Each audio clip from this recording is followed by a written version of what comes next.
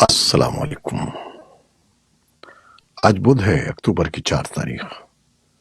پاکستان میں اس وقت شام کے 7، بھارت میں 7:30، اور یہاں ہمارے اسٹوڈیوز کی گھڑیوں میں صبح کے 10 بج رہے ہیں۔ وائس آف امریکہ واشنگٹن کی اردو سروس سے میں ہوں خالد حمید، خبروں کے ایک بلیٹن کے ساتھ۔ حکومت پاکستان نے ملک میں بسنے والے 11 لاکھ غیر قانونی تارکین وطن کو ملک چھوڑنے کے لیے 1 نومبر تک کی مہلت دی ہے۔ حکومت کا کہنا ہے کہ غیر قانونی طور پر مقیم یہ باشندے پاکستان کی سیکیورٹی کے لیے خطرہ بنے ہوئے ہیں، اور اسی لیے انہیں ملک سے نکالنے کا حتمی پلان تیار کر لیا گیا ہے۔ حکومت کا خیال ہے کہ غیر قانونی طور پر مقیم افغان باشندے ملک میں دہشت گردی کے لیے فنڈنگ، ان کی سہولت کاری اور افرادی قوت فراہم کرتے ہیں۔ ان الزامات کے ثبوت کے طور پر گزشتہ کچھ عرصے کے دوران ژوب، ہنگو، مسلم باغ، پشاور اور کراچی میں ہونے والی دہشت گردی کی کارروائیوں کا حوالہ دیا جاتا ہے، جن میں حکام کے مطابق افغان باشندے ملوث تھے۔ طالبان کے ترجمان ذبیح اللہ مجاہد نے پاکستان سے اپیل کی ہے کہ وہ غیر قانونی تارکین وطن سے متعلق اپنے فیصلے پر نظر ثانی کرے۔ ان کا کہنا تھا کہ پاکستان کے سیکیورٹی مسائل میں افغان مہاجرین کا کوئی ہاتھ نہیں ہے، لہٰذا جب تک مہاجرین اپنی مرضی اور اطمینان سے پاکستان سے نہیں نکلتے، اس وقت تک حکومت پاکستان کو برداشت سے کام لینا چاہیے۔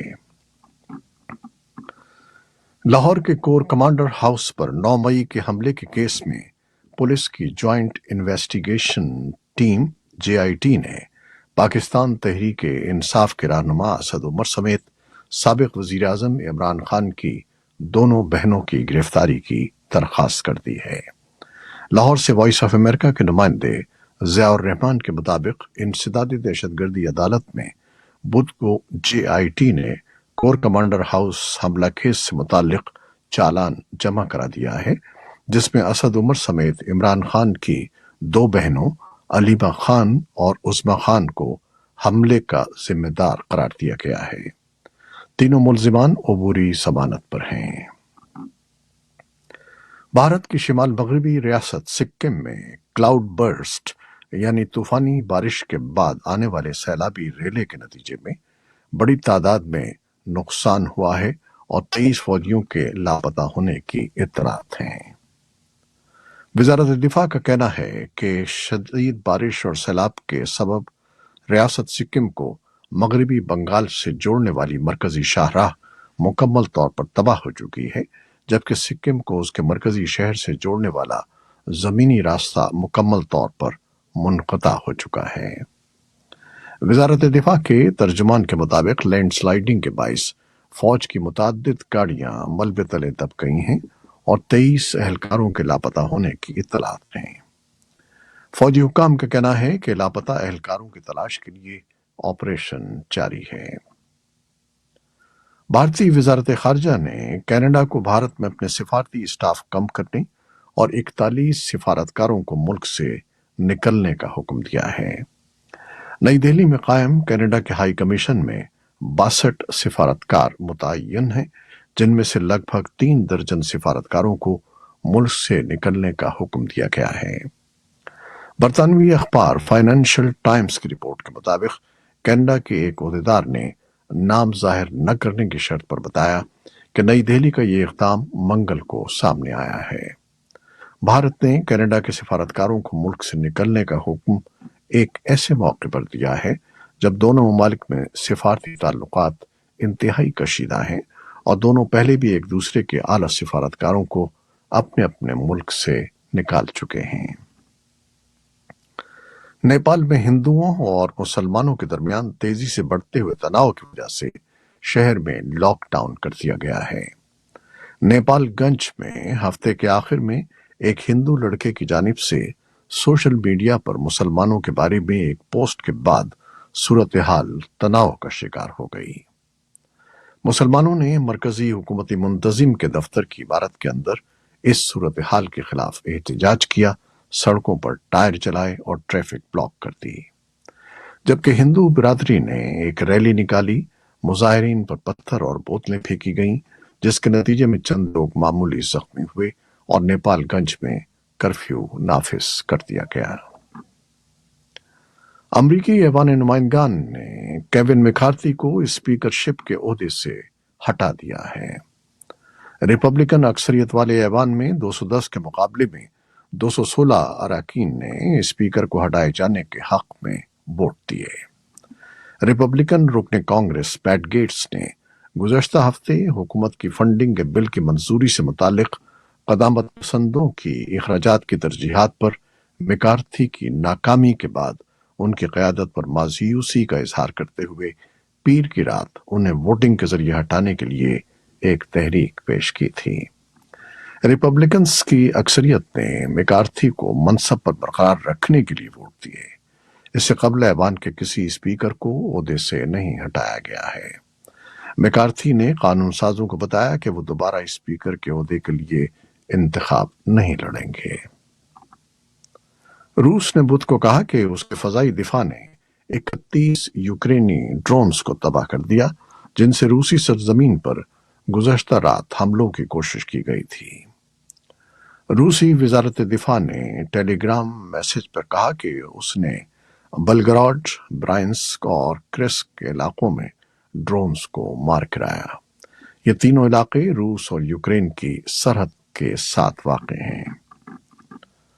امریکہ کے صدر جو بائیڈن نے ہفتے کے آخر میں سخت گیر دائیں بازو کے کانگریسی ریپبلکنز کی طرف سے کیف کے لیے فوری طور پر نئی فنڈنگ کے اخراج پر مجبور ہونے کے بعد منگل کے روز اہم مغربی اتحادیوں کو فون کیا اور کہ وہ روس کے خلاف یوکرین کی لڑائی کے لیے امریکی فوجی حمایت جاری رکھنے کی یقین دہانی کرائیں۔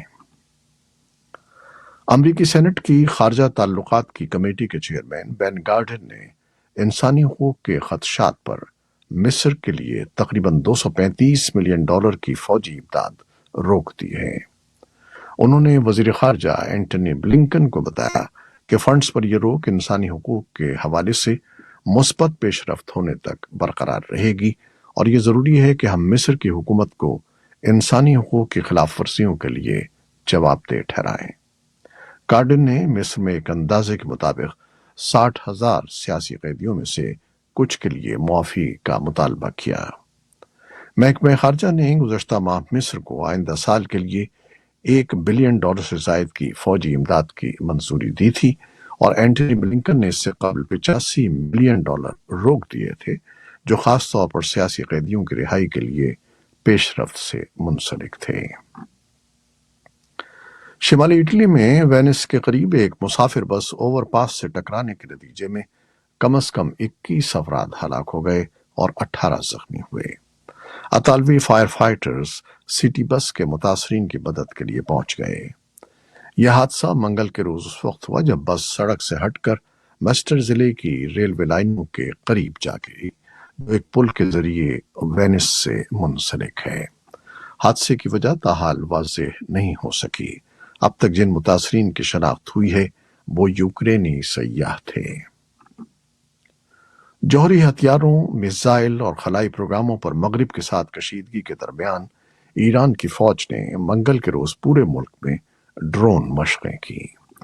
ڈرل کے کمانڈر ایڈمرل حبیب اللہ سیاری کے مطابق تقریباً 200 ڈرونز نے اس مشق میں حصہ لیا۔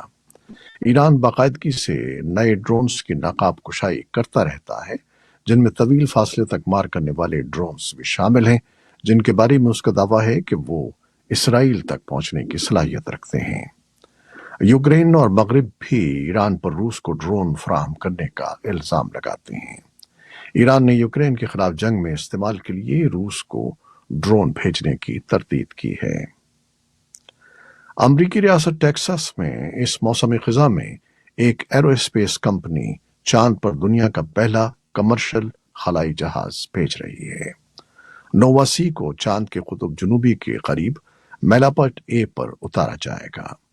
کمپنی کے صدر اور سی ای او اسٹیو التھمس نے کہا ہے کہ نووا سی کی کامیاب لینڈنگ 1972 میں اپولو 17 کے خلابازوں کے اترنے کے بعد سے امریکہ کی طرف سے چاند پر پہلی سافٹ لینڈنگ ہوگی۔